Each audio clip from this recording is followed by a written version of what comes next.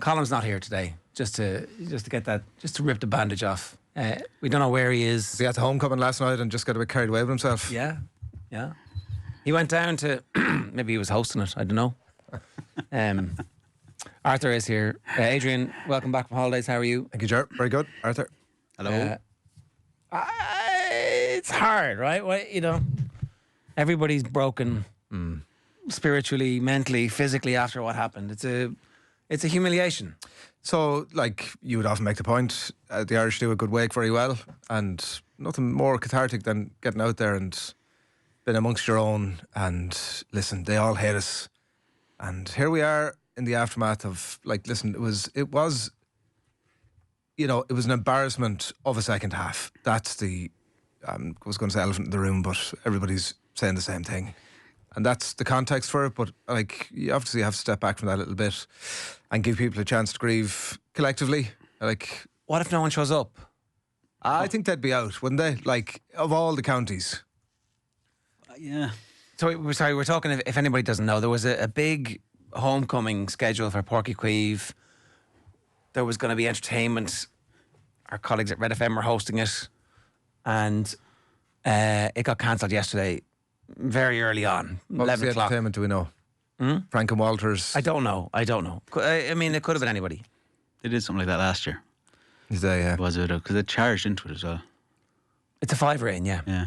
Right. Last year. Is that... That's stadium debt you got to pay.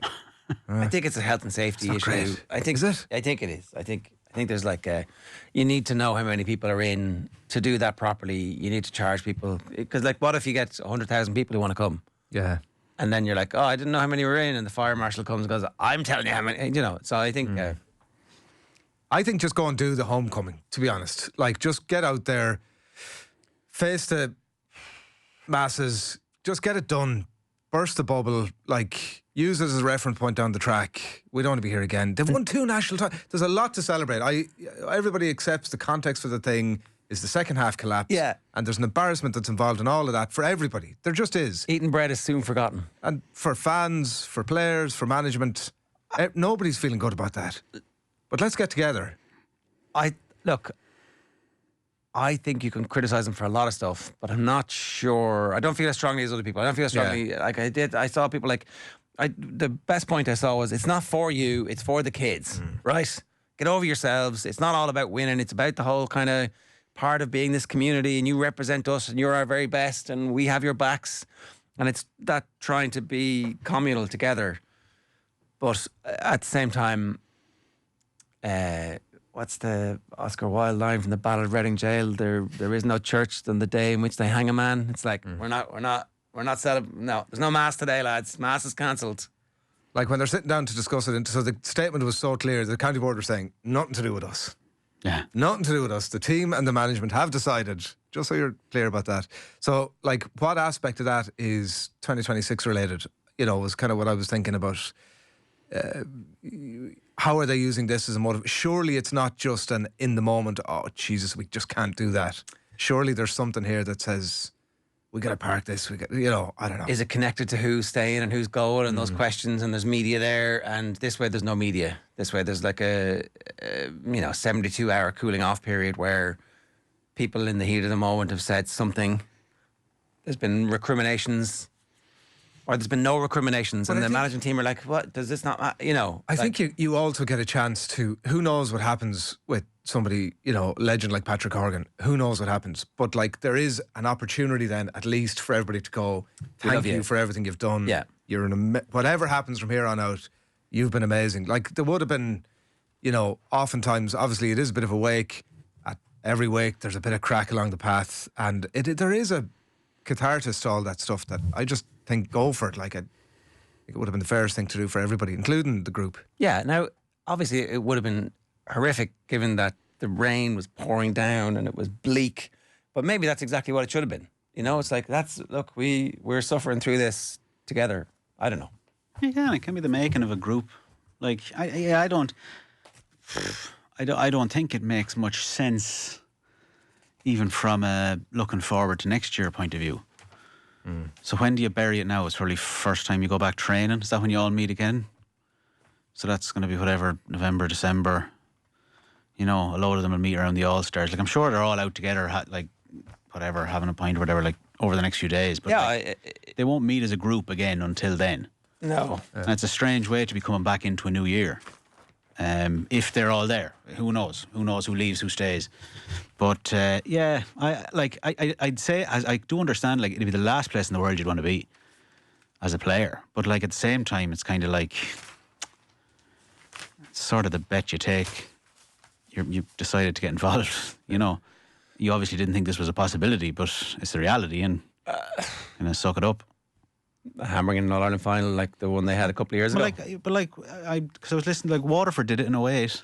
Did they have a homecoming after the Limerick game? It was COVID still. I'm sure they did something, but I think it's more often than not. Like John Fogarty's pointing out the exam this morning. But he was talking about Mayo in 2006 after the 13-point beaten by Kerry that they cancelled the homecoming. Like, i.e., it tends to be more often than not that you would go out and say thanks a million for everything, and like it's not even as if they just got to an All-Ireland final. Like they had 2 national titles. Yeah, I don't know. It's a strange decision, and I'd love to know who made it. And I don't know. Is it one of those things again where you come through and it's like, is that what happens when it's a group who haven't won before, and what the desperation is like? And well, it must be desperate. Like it must be awful, and you're turning to the players next to you, and like that all must be terrible. But I just think that actually it'd be better if they were all in together. All right. While there was no wake happening in Cork, there was a massive celebration happening in Thurles. So the B-roll, we can roll the B-roll there. This is the Tipp players and management arriving back in Central yesterday. They're good scenes. Did they charge in? I don't know. I think they might have charged. I don't know. That's a good question. If anybody was there, was it a fiver in for everybody? The trip to Tipp, not as no scenes as electric. I know, like, you know, Tipperary, which of your 30 children are your favourite? But I'd say the one where you batter Cork in the All-Ireland final and they're the overwhelming favourites. And when you're done at half-time. Yeah. And actually the last 10 minutes they were able to do the Champione Tipperary chant, which I hadn't heard before. The keeper scoring, like. It was a procession. It was like one of those, we've won this. From so far out, we're able to celebrate. There's no stress. It's hard to know. I doubt it beats 10. There was more on the line at 10. That was a bigger. They had to do it to stop the 5 in a row. They had to do it, yeah. Again, they actually in the end they hammered Kilkenny that day. Tipperary don't just win a game by a point. Hammered them 16. But I think Nicky's team that won that one. That was a close All-Ireland, was it? 0-1. I don't remember against Galway. I don't remember the score. But also it was Galway, lads. Tottenham. That's amazing scenes, like, but it's great as well when it comes out of the blue like that. Speaking of blast from the past, here is Redzer OGrady speaking with Rachel Sheehan about what it means for Tipp to win another All-Ireland and how proud they all are of Ronan Maher in particular. Redzer, Tipperary are All-Ireland champions 2025. We're here at Central Stadium getting ready for the homecoming. How are you feeling? Feeling brilliant, yeah. One of the best occasions for the club that we ever had.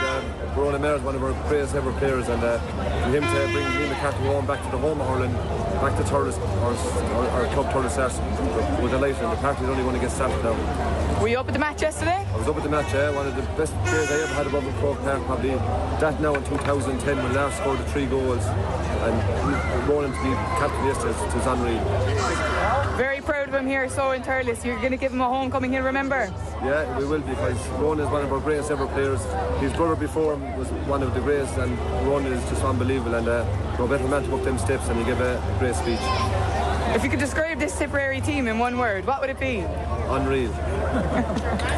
So you're saying the party's only getting started. What's the plan for after the homecoming when the team arrives? It's a party for Liam McCarthy. I'd say Thurles is going to be brilliant tonight. They're expecting 40,000 here, and it's iconic that Thurles Arts are here beside the Central Stadium, and he's captain, and the party will be great tonight, and we'll have a few tomorrow, and we might have a few Wednesday as well, and we'll see how it goes after that. Brilliant. Right, you're no stranger to the big stage yourself?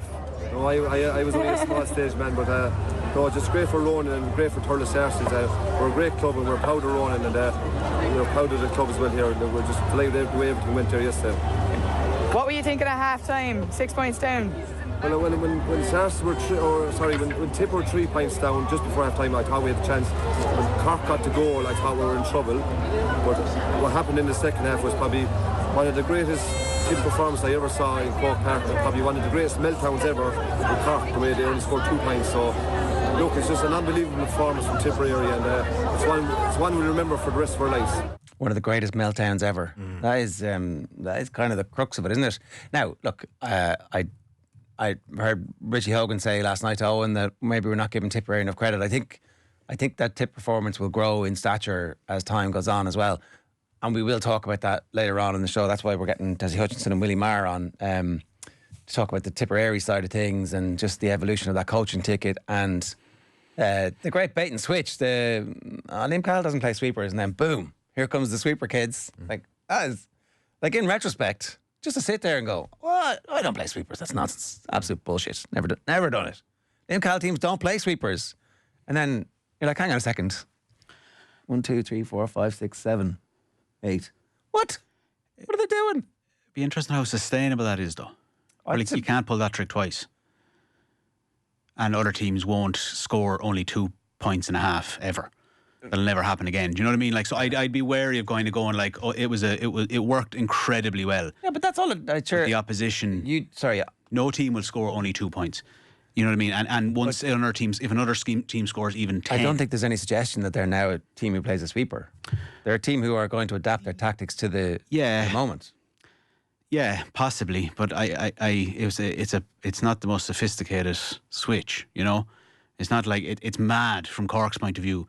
And they couldn't deal with it. Well, to be fair, Sarah was right yesterday. They could deal with it. They scored 112 from play. I heard that, and I heard Richie last night saying Tip's tactics weren't working in the first half, but that's not true. They shot. They were missing. They were creating loads of chances, and they had prevented the goal glut. So now we were going to see what Cork were made of.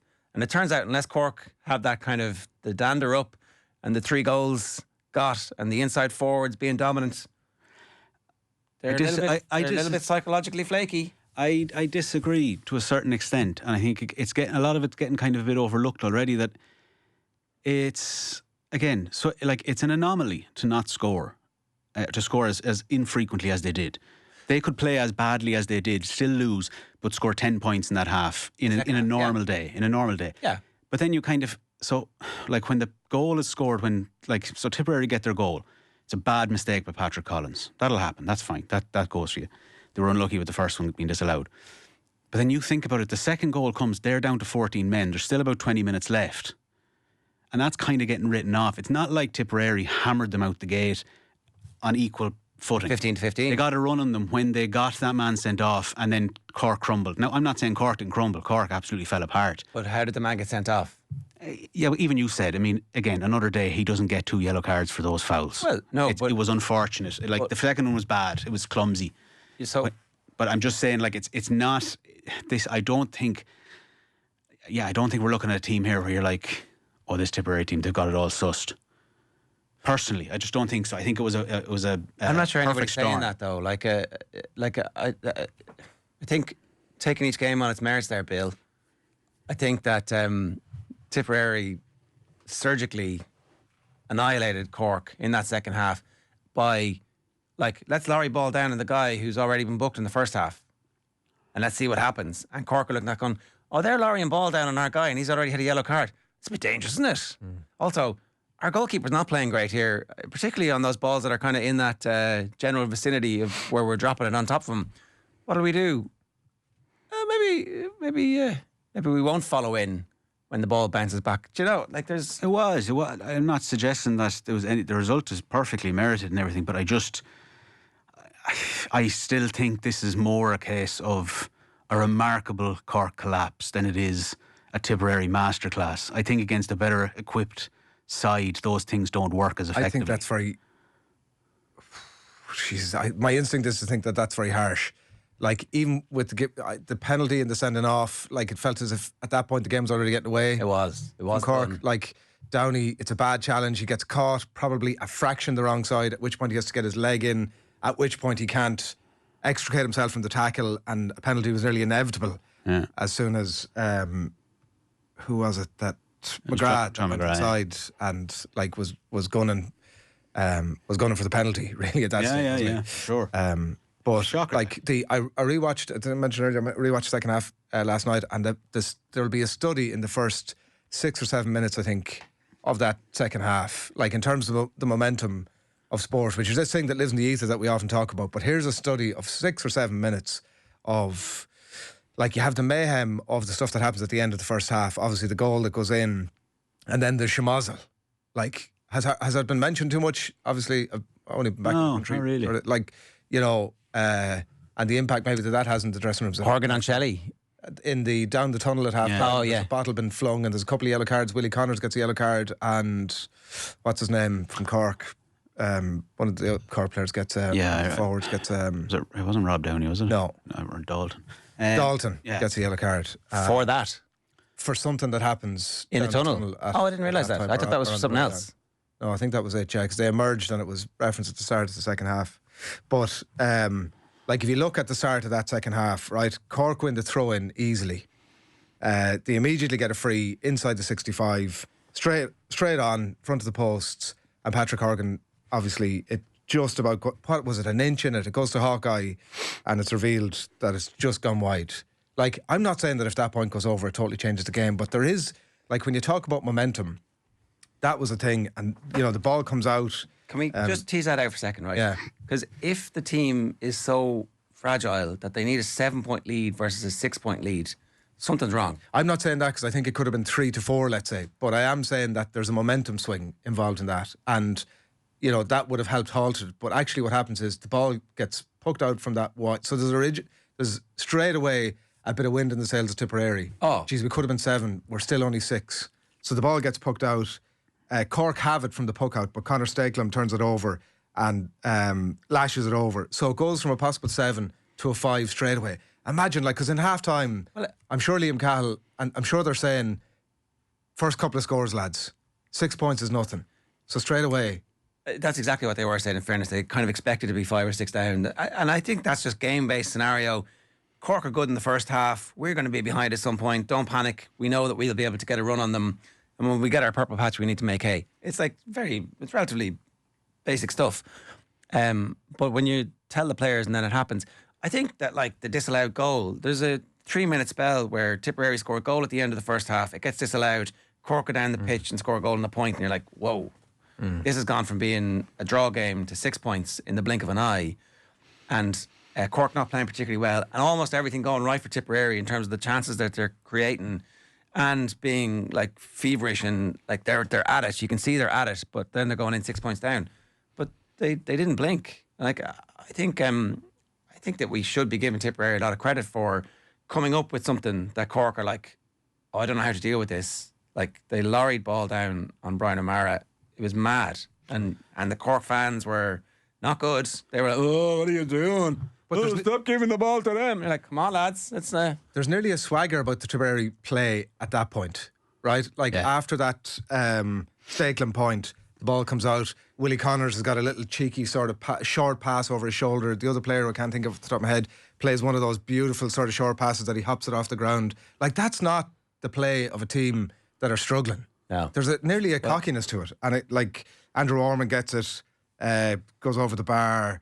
Like, there's 2 minutes, 15 seconds on the clock, and you already say, woof, hang on a second here. The momentum has changed. And, like, as it goes on, you know, there's a missed free from Cork. There's a shot dropped short by Dermot Healy. There's the Barrett shot that comes back off the post. Like, there's half-hearted tackles.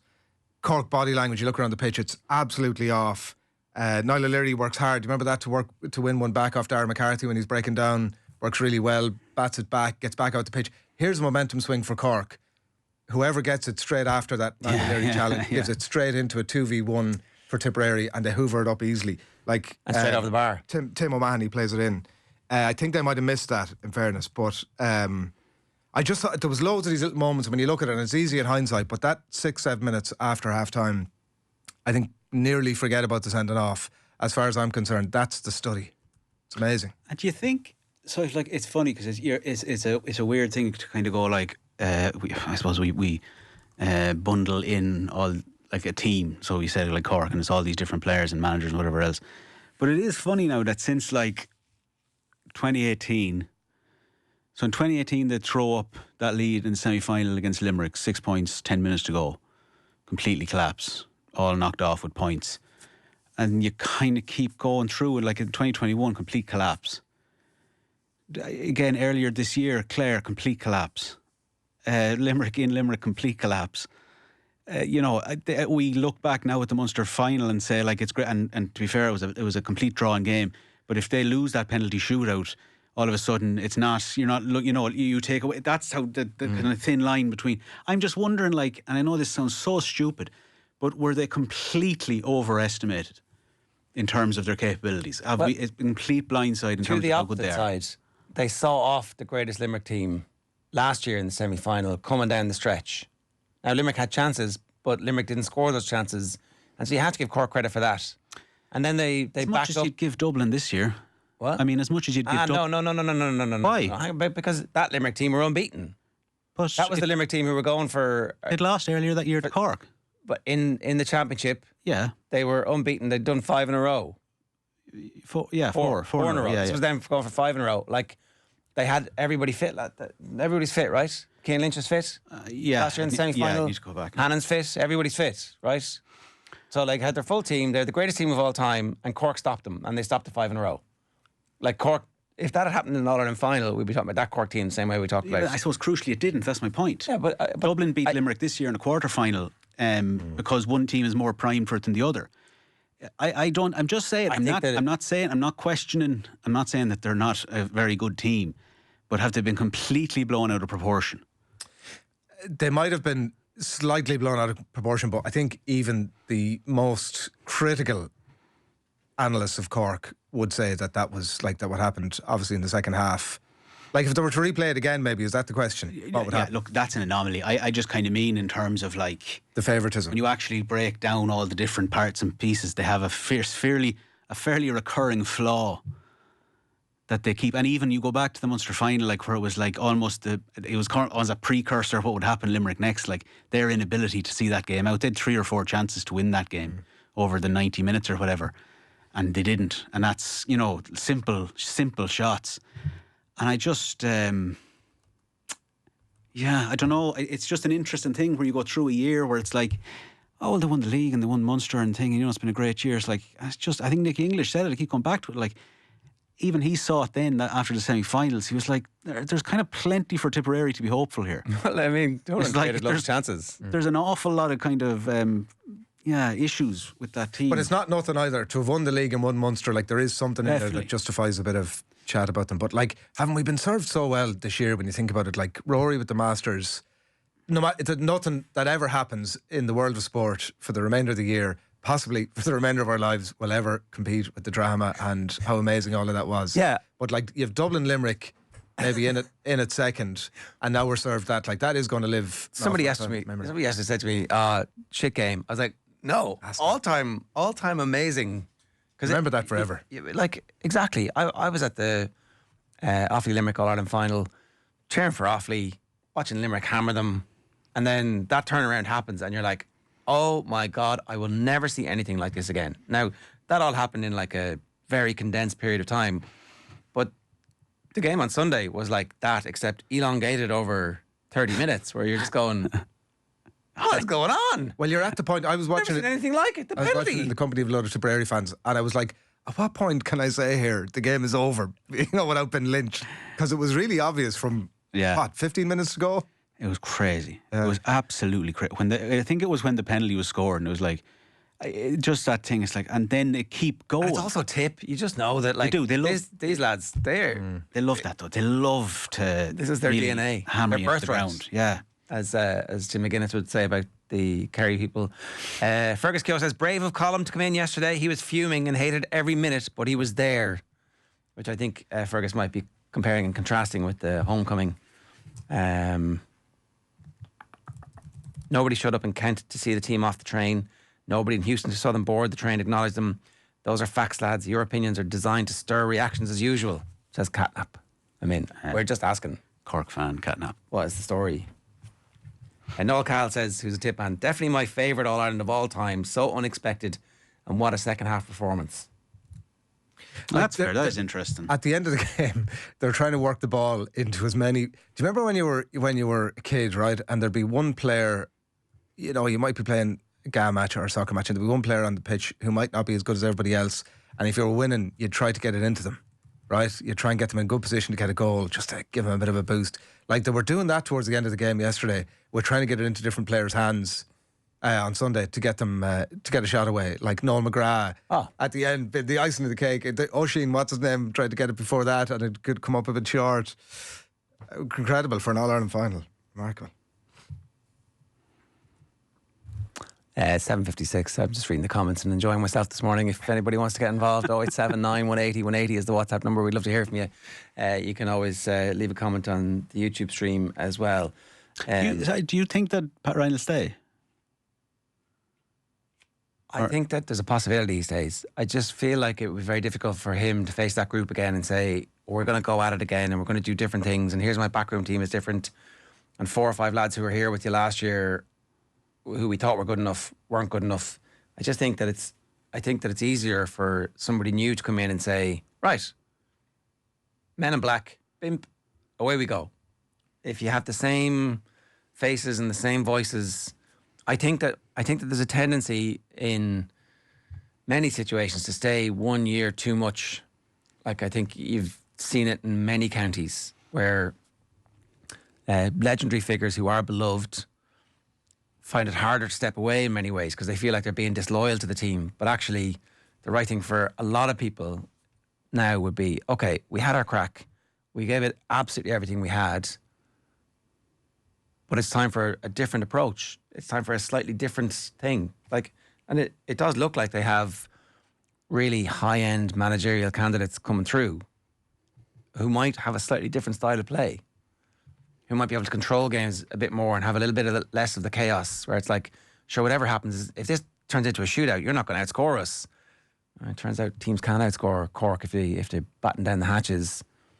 Like, whatever about Cork maybe scoring 10 points in the second half on a normal day, the concession of the figures that they conceded, like Tipperary were absolutely amazing in that second half. And they still missed, was it 15 wides over the course of the game? 10 of those in the first half? Yeah. It's hard though. I think it's an imperfect science, that is, but you can't necessarily mark. It's not like if Cork score 8-9 more points that Tipperary will score exactly what they scored because it breaks up the flow. Of course. I get how games go. I just don't know. It'll be very interesting next year. But I think I saw it somewhere. It's like you're going to have in next year's Munster Championship. You'll have the Munster champions Cork, and 3 of the last All Ireland winners, all in a round robin of 4 or 5. Which is just incredibly. I mean, I'd be very interested to know, obviously, when that last kind of happened, where there was so many of the last All-Ireland winners all in the one kind of playing each other at that early stage of the season. Well, you could end up in a situation easily next year, and you might say, maybe most probably will, where you've no Pat Ryan, you've no Patrick Horgan, like the players that come in off the bench, Lahan, Harnedy, Kingston, Cahalane, like there could be a major turnaround in Cork from a team that got to an Ireland final. Yeah. And they do have good young players who Ben O'Connor would know well, who I suspect would be the favourite if they do end up having a breakup. We shall see. Conscious uncoupling. Conscious uncoupling. Like that crowd in the stadium the other night. Off the ball breakfast with UPMC Orthopaedic Care. When things don't move, rotate or bend like they used to, choose us to help you get back in action. Is that a deliberate segue? You like that, did you? Huh? Well play. Well, yeah. Let's one more bit from the homecoming. Here is Ronan Mars. I didn't realise Ronan Mars only 29. Like, you know, I bang on about the age profile of the Cork team and this Kerry team a lot, but like Tipperary, they win one every decade. That's their record. That's their 3 in the last 9 years now. Yeah, and they've won more to catch Cork, and they have this whole immediately the chip on the shoulder, like, sure, we never go back to black, do we not? Well, we'll show you. Yeah, they always say that though. They took that personal. They do. So give me your quick power rankings then, Arthur. Are Limerick still number 1? Oh, geez, it'd be hard to claim that after this year. I don't know. Like, you'd still think of upper ceiling. of the teams that are there, of the best we've seen them, then you'll still say Limerick are the best team in the country in terms of the best they can do, but on current form, nowhere near it. So give me your power rankings. As we sit here today, 2 days on from an All-Ireland final, where Tipperary put in one of the all-time great second-half performances. He's trying to, at the moment, do the mental gymnastics to explain away Tipperary being top. So if they were all to play, I'd still think that on the balance of things, if you were to have, I sound stupid though, because Dublin bet, like, it's very hard to say that. Like, maybe, I suppose it has to be Tipperary number one. Yeah, you got there in the end. I don't believe that. I don't believe it. But it's the objectively correct answer. I still think that. I don't believe it, but it's objectively correct. I still don't think that it's. I don't. You don't believe that if they were to all start again tomorrow, that Tipperary would end up on top. And that's maybe. Look, I'm digging in because I wrote them off very early on. Yeah, but it's okay to be wrong. New information came to light. It's fine. And look, they were unbelievable. I think the game. When new facts emerged, I changed my mind. What do you do? Well, it's also a well-staffed ship, right? Like, yeah. Who was a lot of us on here. But I thought, like, they were class. Like, no, like, I'm not getting it wrong about things. They were absolutely class on Sunday, and they were unbelievable against Kilkenny. I just thought the way they performed that day, especially when they had McCarthy sent off and everything, it was just the way they won it was stats. Like, if I'm just thinking back, like, if I was a Tipperary supporter and you're going through, it's like that for me in the year would have been unbelievable. I still think though, like, of the best panel, best whatever else, I still think Limerick have that edge. But again, it's kind of at the same point you're kind of moving further and further away from it, clearly. Yeah. So and it does seem to be perfectly fair. Like, if you can't measure off too much about, again, underage success rather than underage development, but like, it certainly seems that the teams around Limerick are trending in a better direction in that regard. So, in Munster. So here is Katie, Rona Marr's cousin, reacting to yesterday's historic victory ahead of the team's homecoming in Thurles last night with Rachel. Maria's a very happy girl after the Tipp win yesterday. Yeah, sure, look, it was absolutely immense. Maria was actually up in Croke Park for the semi-final, and in our wildest dreams we didn't think that Ronan would do this, but it's absolutely amazing, and he's a credit to everybody in this club and in Thurles. Especially our family, the McCormicks, were so proud. He's amazing. Of course. Can I go again? No. You're Ronan Maher's first cousin. You must have been absolutely. Were you crying at full time yesterday? Oh, listen, we were absolutely bawling going up, and we knew he'd do an absolutely immense speech. Like, every day he does it so proud. He's a guard there in Laois. I teach in Laois, and everybody talks about him so highly. On and off the field, he's absolutely amazing, and no better man to go up on that wall next to Jimmy Dial. And it's absolutely just, our club is full of history, and right now, like, we're celebrating the most amazing occasion in our living memory anyway. You're going to give him a homecoming to remember this evening? Yeah, we're throwing a party for Liam McCarthy. There you go, that was